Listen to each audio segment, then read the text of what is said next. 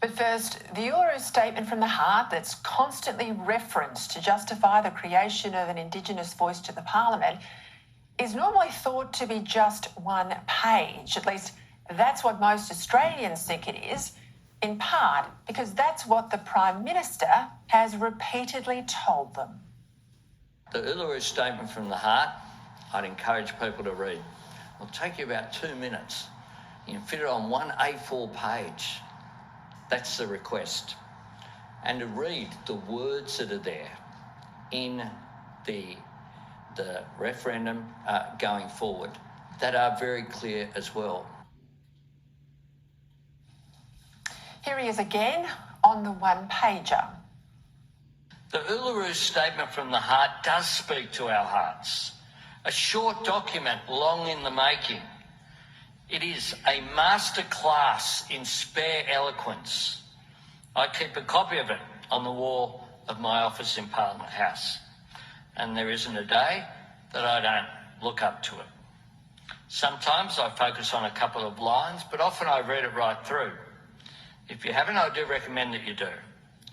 Like the Gettysburg Address, it only requires a few minutes. It literally fits on one A4 page.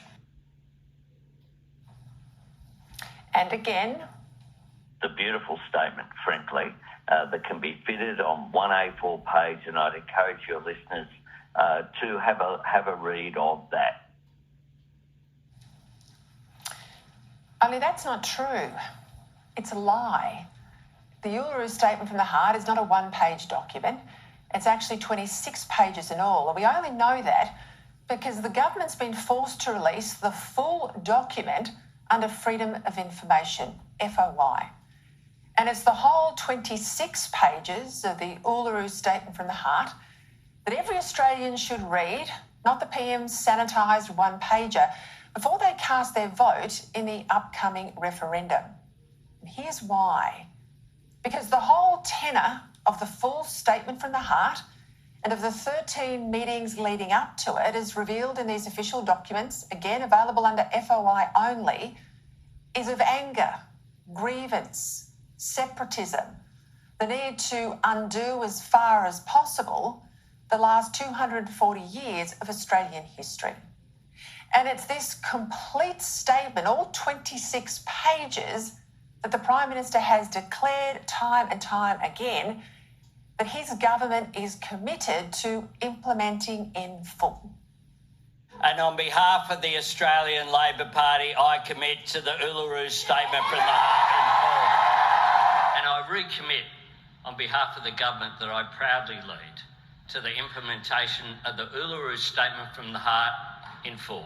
And I'm proud to lead a government that's committed to implementing the Uluru Statement from the Heart in full.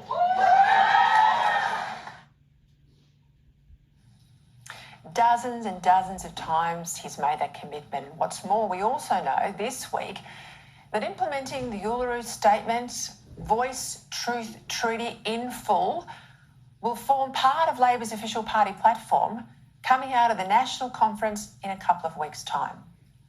So what's this until now secret statement got to say? Now it states, and I quote, "The invasion that started in Botany Bay is the origin of the fundamental grievance between the old and new Australians.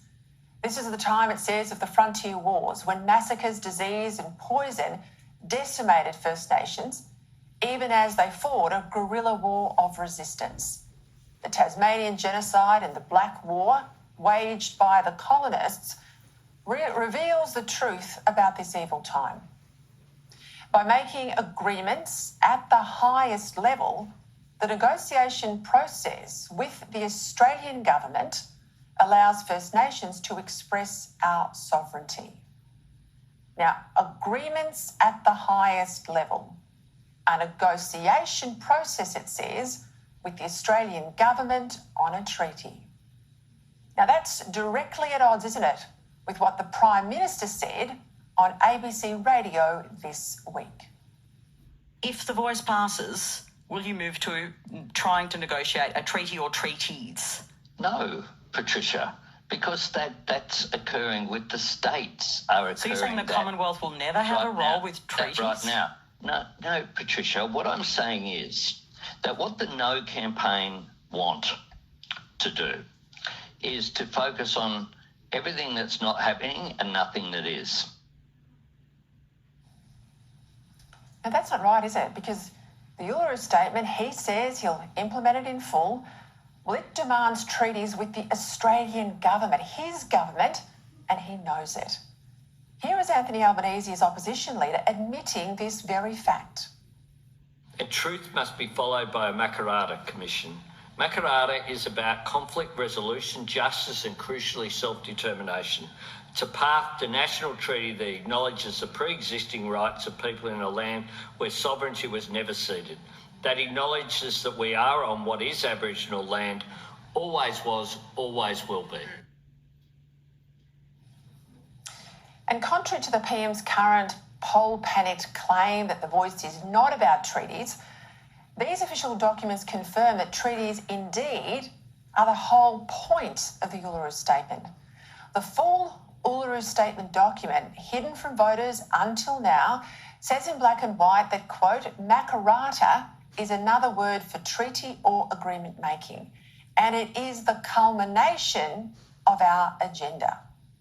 So let's be very, very clear here. The Voice is just the start. The Voice is just the beginning. And in the words of the Uluru document itself, treaties between Indigenous Australians and the rest of us are the end point, the culmination. Critically, the full Uluru Statement also proposes a whole series of steps, including what they call a roadmap, to establish a treaties commission, this Makarrata Commission. Now, the intention is for the Makarrata Commission to act as an umpire sitting above the Parliament and the executive government in negotiations with the Voice and individual First Nations. Now, this is in the documents on page 26. It also exposes what's happening now by stealth, where it says the Parliament would begin work establishing the Commission even before legislating the Voice. That's on page 23. And we know this is happening because the Albanese government has already allocated over $5 million to do this in the budget. They've already spent around $900,000 to date. And yet on every day this week, the Indigenous Minister, Linda Burney, has refused to answer any questions in the Parliament about the Makarrata Commission or where this money has been spent to date. But that's not the worst of it. That's not the end of the Albanese government's bad faith by keeping these documents from voters and pretending that the Uluru Statement was a much more benign one-pager. The full 26 pages of the Uluru Statement also set out in granular detail things such as the Voice being, and I quote, accommodated on an appropriate site within the parliamentary circle in Canberra. It says that it must also be supported by a sufficient and guaranteed budget with access to its own independent secretariat, experts and lawyers. That's all on page 22 of the until now secret documents. And this marries up with what I've been told by people who still talk to me in the public service out of Canberra, that a lot of them are involved in reviewing the plans of the Parliament House building, working out where they'll locate this new Voice, where they'll build the Voice a chamber of its own. Like the House, like the Senate, there'll be a chamber for the Voice, and where all these new Voice members will be accommodated. The new officers, the staffers and the salaries, which I'm told must be at least equivalent to elected MPs. Talk about a third chamber. That's what Malcolm Turnbull once very aptly described the Voice as. But here is the worst of what the full Uluru Statement from the Heart proposes. Reparations. Compensation paid by taxpayers, including options such as a financial settlement based on a percentage of Australia's GDP. Now let's repeat that. It's a quote, such as seeking a percentage of GDP, the resolution of land, water and resources issues. Now, if in any doubt about the radical nature of the changes sought by activists behind this voice, you can thumb through the 86 pages of lead-up deliberations that preceded the full 26 pages of the Statement of the Heart that is now available for you at home on the Sky News website. So be in no doubt that if the voice gets up, there will soon be two classes of Australians. Those with ancestry extending back tens of thousands of years, increasingly consumed with a sense of grievance and entitlement, even though modern Australia is almost entirely colourblind. And then those whose ancestry in this country goes back no further than 1788, who will be expected to pay compensation for the privilege of living in the nation that they and their ancestors have helped create. And this is all there in the documents, now available, whatever smokescreen the PM and other Yes campaigners want to try and throw up. As I said in the Australian newspaper today, the whole point of the voice is to transform forever the least racist country on earth.